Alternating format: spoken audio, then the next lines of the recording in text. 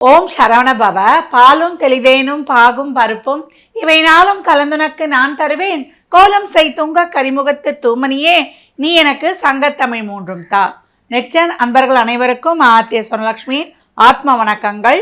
இந்த பதிவு சிறப்பான பதிவு. அப்படி என்னன்னு கேட்குறீங்களா? குரு பெயர்ச்சி 12 ஆண்டுகளுக்கு ஒரு முறை நம்மளுடைய காலச்சக்கரத்தின் 4ஆம் இடம் சொல்லக்கூடிய கடகம் எனும் பிரளய ராசியில் குரு பயிற்சி ஆகிறார். ஏன்னா இந்த ஒரு வருடம் பார்த்தீங்கன்னா இந்த பராப வருடத்தில் மிதுனத்திலிருந்து கடகத்திற்கும் கடகத்திலிருந்து சிம்மத்துக்கும் அதிசாரத்தில் அக்டோபர்லேருந்து ஜனவரி வரைக்கும் இருப்பார், ஒரு 3 மாத காலம். இப்படி இந்த வருடமே 3 ராசிகளில் பயணிப்பதனால நிறைய மாற்றங்கள், எதிர்பாராத மாற்றங்கள்லாம் நிகழும். அப்படியாப்பட்ட இந்த சிறப்பான குரு பெயர்ச்சி, குறிஞ்சிப்பூ எப்படி 12 ஆண்டுகளுக்கு ஒரு முறை பூக்குமோ அதே போல கடகத்தில் குரு பகவான் பெயர்ச்சியாவது உச்சநிலை. அவருக்கு ரொம்ப பிடித்தமான வீடம், பிடிச்சமான இடத்துல நம்ம ரொம்ப ஹாப்பியாக இருப்போம். அந்த மாதிரி அவர் கடகத்தில் உச்ச பலம் பெற்று அவர் சிறப்பான பலன்களை 12 ராசிக்கும் அளிக்கவிருக்கிறார். இப்பேற்பட்ட குரு பெயர்ச்சி எப்பமா நடக்குது அப்படின்னு கேட்குறவங்களுக்கு 2 பஞ்சாங்கங்களை பின்பற்றோம். கோயில் ஆகம விதிகளின்படி கோயில்களில் குரு பெயர்ச்சி எப்போ கொண்டாடப்படும் அப்படின்னு சொன்னீங்கன்னா வாக்கிய பஞ்சாங்கத்தை பின்பற்றுறாங்க. இப்போ வாக்கியப்படி குரு பெயர்ச்சி 26/5/2026 செவ்வாய்க்கிழமை அன்னைக்கு காலையில் 11:07 பெயர்ச்சி ஆகிறார். அப்போ திருக்கணிதம் நம்ம வாழ்வியல் முறைக்கு பார்க்குறோம். திருக்கணித முறைப்படி அது எப்போ நடக்குது அப்படின்னு கேட்டிங்கன்னா ஜூன் 1/6/2026 அன்று நள்ளிரவு உங்களுக்கு 1:50 அவர் மிதுனத்திலிருந்து கடகத்திற்கு பெயர்ச்சி அடைகிறார். இப்போ நடுவில் அவர் வக்ரகதிகளை போவார், அப்புறம் அதிசாரம் ஆவார். இதையெல்லாம் ஒட்டி இந்த 12 ராசிக்கு எப்படி பலன்கள் இருக்குதுன்னு பார்க்கலாம். அதை தவிர்த்து இந்த உலகளாவிய அளவில் என்ன மாதிரியான மாற்றங்கள் ஏற்படும், குரு பகவான் வராரே அப்படின்னு ஆவலாக காத்து கொண்டு பொது பலன்களாக பார்த்தீங்கன்னா ஏற்கனவே சிம்மத்தில் நம்மளுக்கு கேது, கும்பத்தில் ராகு, கேந்திரத்தில் சூரியன் வரும்போதெல்லாம் அரசியலில் மிகப்பெரிய மாற்றங்கள் ஏற்படும். ஏற்கனவே நம்ம தமிழ்நாட்டில் அரசியலில் பயங்கரமான மாற்றங்கள், ஒவ்வொரு நாளும் என்னென்ன நிகழ்ச்சி நடைபெறும் அப்படின்லாம் நம்ம இப்போலாம் சீரியல்லாம் விட்டுட்டோம். இப்போ நியூஸ் சேனல் தான் அதிகப்படியாக மக்களால் டே டு டே லைஃப்பில் பார்க்கப்படுது. ஏன்னா இளைஞர்கள்லாம் அரசியலில் ஆர்வம் காட்டுற அளவுக்கு அரசியலில் பல அதிரடி மாற்றங்கள், திறப்பங்கள் உலகளாவிய அளவில். இப்போ ட்ரம்ப் போய் ஈரான் கிட்ட போடுறாரு பார்த்தீங்களா, புகை, அதாவது போர் மேகங்கள் சொல்லலாம். அதாவது புகைச்சிக்கிட்டே இருந்தது இந்த போர், எப்போ வரும் செய்யணும் எதிர்பாராத நேரத்தில் இந்த போர் மேகங்கள், அதாவது ஈகோ தான், நான் என்றது, நீ பெரியவனா நான் பெரியவனா, இதெல்லாம் தலை தூக்கும். ஏன்னா குரு நம்ம சனியையும் பார்ப்பார். அப்போ இந்த காலகட்டம் நம்மளுக்கு தொழிலில் நிறைய மாற்றங்கள், தொழிலில் நிறைய பேருக்கு வேலை போகிறது. ஏன்னா சனி 12ஆம் இடத்துல இருக்கிறதுனால தொழிலாளர்கள் முதலாளிகளுக்கு இடையே போர் நடைபெறுவது, அவங்களுக்கு போராட்டம் நடைபெறுவது. ஏன்னா மகரத்துக்கு அடுத்து வரக்கூடிய டிரான்சிட் டிசம்பருக்கு அப்புறம் பார்த்தீங்கன்னா ராகு மகரத்துக்கு வந்துடுவார், கேதுவும் பிரளய ராசியில் அமைஞ்சிரும். அப்போ நிறைய இயற்கை சீற்றங்கள், எப்போ மழை பெய்யும், எப்போ பூகமாகும், எப்போ பிளக்கும், அதே போல் எரிமலை வெடிக்கும், அதே போல் விபத்துக்கள், வாகன விபத்து, ட்ரெயின் விபத்து, அதே போல் நெருப்பு, தீயால் ஆபத்து, எல்லா வகையிலையுமே பெண் குழந்தைகளை பாதுகாப்பது, இதெல்லாம் ரொம்ப அதிகமாக காணப்படும். நம்ம பெண்கள் இந்த காலகட்டம் ரொம்ப சிறப்பாக களமிறங்கி நல்ல லைம்லைட் அவங்களுக்கு கிடைக்கும். எல்லா துறையிலையும் சிறப்பாக கால் ஊன்றுவாங்க. நல்ல ஒரு செலிப்ரிட்டிஸு, பெரிய அரசியல்வாதிகள், மத தலைவர்கள், இவங்க வாழ்க்கையெல்லாம் நிறைய பாதுகாத்துக்கணும். அவங்களுடைய ஆயுளுக்கும் சரி, அவங்களுடைய கேரக்டர், அவங்களுக்கு ஒரு அவசொல்ல இதெல்லாம் ஏற்படும். இதெல்லாம் கொஞ்சம் கவனமாக பார்த்துக்கணும். பயங்கரவாதம், அதே போல் நம்மளுக்கு நாட்டை சீரழிக்கக்கூடிய நிறைய நம்ம பயங்கரவாத, இது வெடிகுண்டு கலாச்சாரங்கள், போதை பொருள், இதுக்கு மாற்ற தடுப்புகளும் வரும். அதே போல் புது புது வியாதிகளுக்கு மருந்தும் கண்டுபிடிப்பாங்க, புது புது வியாதிகள் உருவாகும். அதற்கேற்ற மாதிரி பாருங்க, இப்போ ஹண்டா வைரஸ்னு ஒரு வைரஸ் உருவாகி அர்ஜென்டினா உட்பட 23 நாடுகளில் இந்த நோய் பரகுது. இது ஒரு வைரஸ். இந்த வைரஸ் எப்படி வருதுன்னா எலியுடைய நம்ம எச்சத்தாலையும் சிறுநீர், மலம், அப்புறம் அது உமிழ்நீரால் வருதுன்னு வேற சொல்கிறாங்க. இது 6 ஆண்டுகள் உடல்லே தங்கியிருக்கோம். ரொம்ப நெருங்கி அவங்க கூட யாரெல்லாம் பழகிறாங்களோ அந்த மாதிரி இருக்கிறவங்களுக்கு வரக்கூடியது. கொரோனா விட இப்போ தாக்கம் ஜாஸ்தி. கொரோனாவது டக்குன்னு வெளியே தெரிஞ்சிடும், இது வந்தால் அவ்வளோ சீக்கிரம் வெளியே தெரியாது அப்படின்னு சொல்கிறாங்க. அதனால் எல்லா வகையிலையுமே நம்ம கவனமாக இருக்கணும். மஞ்சள் நிறம் சார்ந்த பொருட்கள் உற்பத்தி அதிகமாகிறது.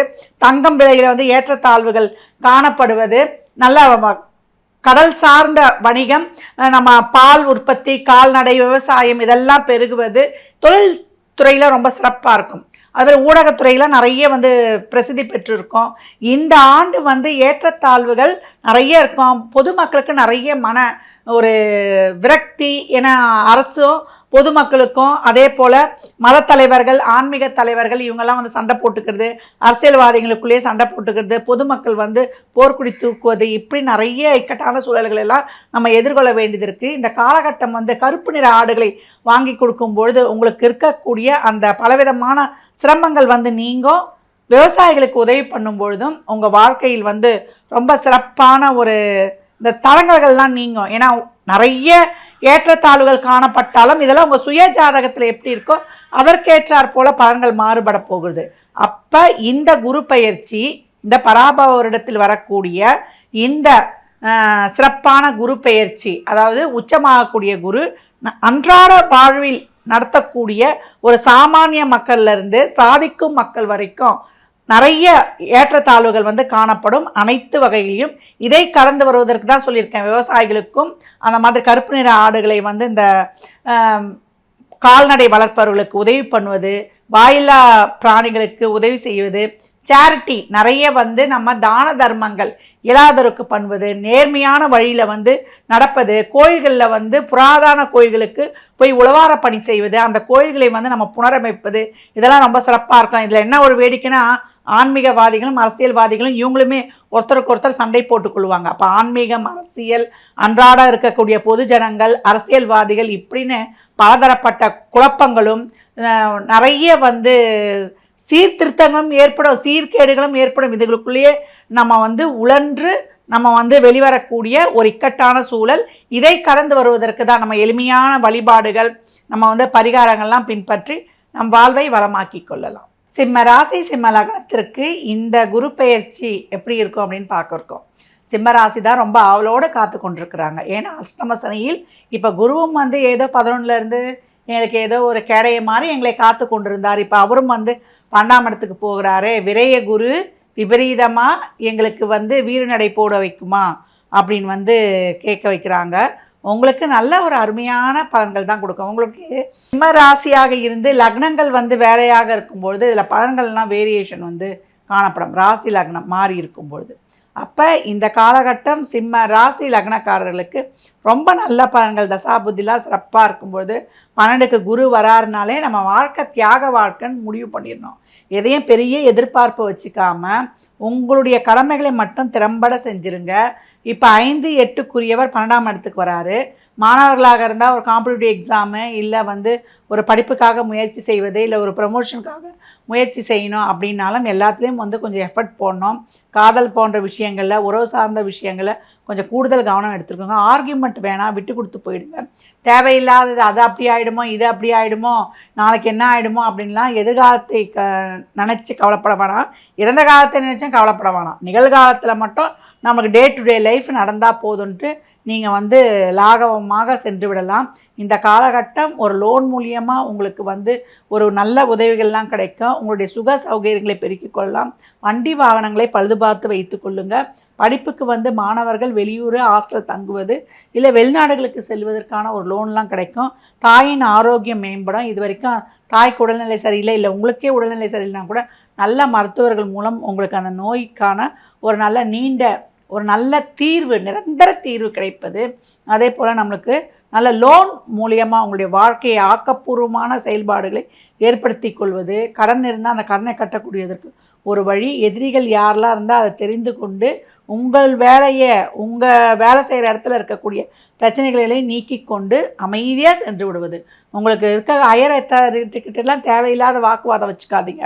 தொழிலாளிகளை பற்றியோ இல்லை முதலாளிகளை பற்றியோ தேவையில்லாத கருத்துக்களை நீங்கள் வேலை செய்கிற இடத்துல சொல்ல வேண்டாம்.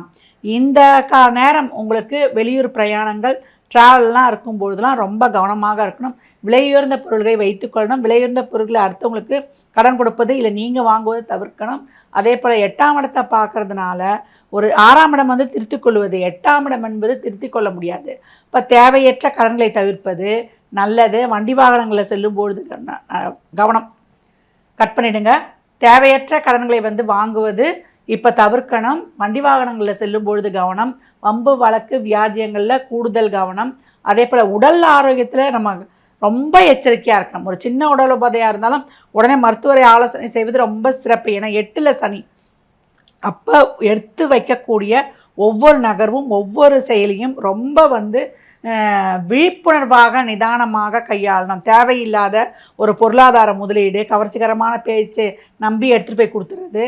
சொந்தக்காரங்க கேட்டாங்க, ஃப்ரெண்ட்ஸுங்க கேட்டாங்க, தெரிஞ்சவங்க கேட்டாங்கன்னு நீங்கள் போய் கொடுத்துட்டு அதுக்கப்புறம் திரும்பி வருமா வராதான்னு அச்சத்தில் போய் மாட்டிக்கக்கூடாது. பணம் கொடுக்கல் வாங்கல், வாய் வார்த்தை, ஜாமீன் போன்ற விஷயங்களில் ரொம்ப கவனமாக இருக்கணும். ஏன்னா லக்னத்தில் இருக்க கேது தேவையில்லாத பிரச்சனைகளை கொண்டு போய் உங்களை மாட்டி விட்டுடும். எதுவும் கிடைக்கலன்னா எந்த ஒரு செயலையும் நீங்கள் முயற்சி போட்டுதுன்னா பெரிய எதிர்பார்ப்பு வச்சுக்காதீங்க. கிடைக்காத விஷயத்தை நீங்கள் விட்டு தள்ளிடுங்க. எதிர்காலத்தை பற்றிய கவலை வேண்டாம்னு சொல்லிட்டேன். ஏழில் இருக்கக்கூடிய ராகு எது நல்லது எது கெட்டதுன்னு நம்மளுக்கு அறிய வைக்காது. ஒரு சின்ன விஷயத்தினாலும் பூதாகரப்படுத்துகிறோம். நல்லதுனாலும் பூதாகரப்படுத்தி காட்டிடும், கெட்டதுனாலும் பூதாகரப்படுத்தி காட்டுறோம். அதனால் நியூட்ரலாக இந்த காலகட்டத்தில் செல்வது ரொம்ப சிறப்பாக இருக்கும். நல்ல ஒரு ஆன்மீக பயணங்களை வயதானவர்கள் மேற்கொள்ளுங்க. இந்த காலகட்டம் நீங்கள் சித்தர் ஜீவசமாதி வழிபாடு செய்வது, சனிக்கிழமை தோறும் பசுவுக்கு உணவு அளிப்பது, விநாயகர் வழிபாடு செய்வது உங்களுக்கு நல்ல அருமையான பலன்களை தரும். தினமும் காலைல எழுந்தவுடனே விநாயகருடைய காரிய சித்தி மாலையை போட்டுருங்க. உங்களுக்கு சிறப்பான வழியை அந்த விநாயகர் காட்டுவார். விக்னங்களை தீர்க்கும் விநாயகர் உங்களுக்கு நல்ல ஒரு வாழ்க்கைக்கு ஒரு சிறப்பான ஒரு வழியை காட்டி கொடுத்துருவார். விநாயகரை வழங்கினா தான் சித்தியும் வெற்றியும் கிடைக்கும், புதியையும் தருவார். ஓம் கம் கணபதியே நமக இந்த மந்திரத்தை சொல்லி 21 தோப்புக்கரண காலில் எழுந்த உடனே நம்ம 50 வயசுக்குள்ளே இருக்கன்னா கிழக்கு முகமாக பார்க்கணும். 50 வயசுக்கு மேலே இருந்தால் வடக்கு பக்கமாக பார்த்து போடணும். 60 வயசுக்கு மேலே இருக்குது, எங்களுக்கு முட்டி வழியெலாம் இருக்குது, நாங்கள் போட முடியாதுன்னா அப்படியே சேரில் உட்காந்து அந்த தோப்புக்கரணம் போடுற மாதிரி விசுவலேஷன் பண்ணுங்கள். அதுவே உங்களுக்கு அந்த பலனை கொடுக்கும். தோப்புக்கரணம் போடுவது அரை மணி நேரம் எக்ஸசைஸ் செய்த பலனை தரும். அப்போ சிம்ம ராசி உணவு ஆரோக்கியம் ரொம்ப தேவை. உணவு ஆரோக்கியம்னா என்ன? உணவு பழக்க வழக்கங்களை கட்டுப்பாடு தேவை. உடல் ஆரோக்கியம், வண்டி வாகனங்களை செலுத்து கவனம். உங்களுடைய அன்றாட லைஃப் அடுத்தவர்களால் பாதிப்பு ஏற்படக்கூடாது. நண்பர்கள் அதே போல் அக்கம் பக்கத்தினர் புது நாட்கள்கிட்ட பழகுவது கவனம். எதிர்ப்பாளரிடம் கவனம். சிம்ம ராசி லக்னத்திற்கு நல்வாழ்த்துக்களை தெரிவித்துக் கொள்கிறேன்.